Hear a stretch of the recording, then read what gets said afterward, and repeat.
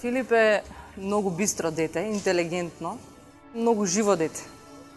Сака да се закача со дечињата во слободно време.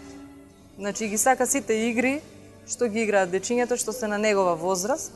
Од самото раѓање кога се породи тој, кога беше бебенце, го погледна во очињата и веднаш знаев дека нешто не е во ред. Го носев по прегледи, забележавме на 6 месеци дека на очињата добива перде катаракта и Филип е опериран на 2 години на едното окце и 3 години на другото. Операциите негови беа направени во Скопје во Македонија. Од кога видов незадоволство, значи јас како родител, сакав да пробам нешто подобро кај него. Јас се решив во Бугарија да дојдам. Имав слушнато за Токуда болницата, многу добри препораки за тука, значи. Днешното пациентче, неговият случай е типичен за една двустранна катаракта и ниско зрение на лявото око. Сега се обидуваме да видиме што е можно да направиме нешто поголемо подобрување за неговите очиња. Носеше очила известно време, потоа почна видот да му варира, значи диоптријата ја сменивме. Ще видиме лявото око, защото лявото око му е по-слабо. Дали там ще има някакъв шанс да сложиме леща. Защото операцията, която му е направена, е по малко стара методика, не е запазена капсулата на лещата. Трябва много точно да се прецени, защото при едно дете не може да я зашиеме лещата, нито не може да сложим и преднокамерна. Може да увредиме зрението му. Това нещо го е наследило от тебе.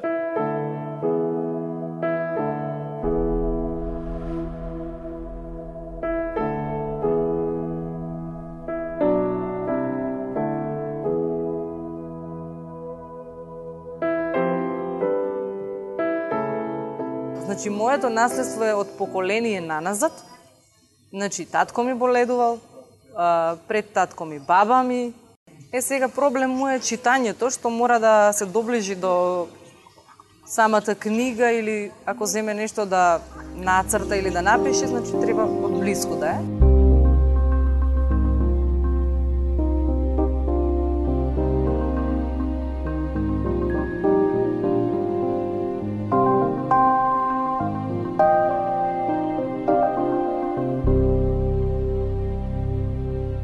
Той е като вас едно към едно.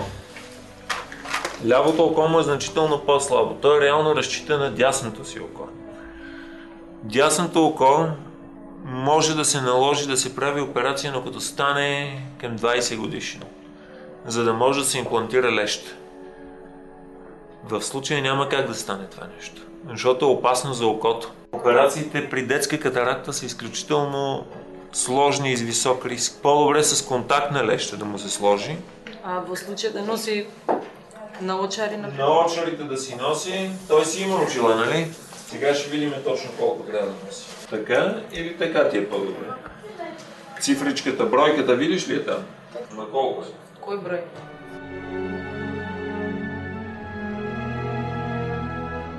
Докторот Топов многу убаво мислење ни даде од негова страна. Да не се пребрзува, зашто се уште е дете, може да му се наштети. Едното око, лявото е с изключително ниско зрение след операцията. Дясното око му се води водещо и реално точно тук е преценката да се определи дали детето след една интервенция с имплантиране на леща ще подобри зрението. Според мен нищо няма да се подобри. А и другото, което е при едно такова доста увредено око, може да доведеме до ред други проблеми, като вторична глаукома, което е изключително неприятно състояние. Значи, кога мојот син ке наполни 18 или 20 години, сакам да го видам како еден познат фудбалер, бидејќи тој има огромна желба за такво нешто, а јас ќе видам најсреќната мајка ако го дочекам тоа во живот. И јас кога ќе пораснам голем, сакам да бидам фудбалер. Аре, приятели. Едно дете с 20% зрение, то е родено така. За него това е все едно 100%. Той за тези 20% ще може спокойно да си ходи в нормално училище. Да, ще има известни затруднения, разбира се. С 20% зрение на едното око, той мисля, че ще се справя перфектно.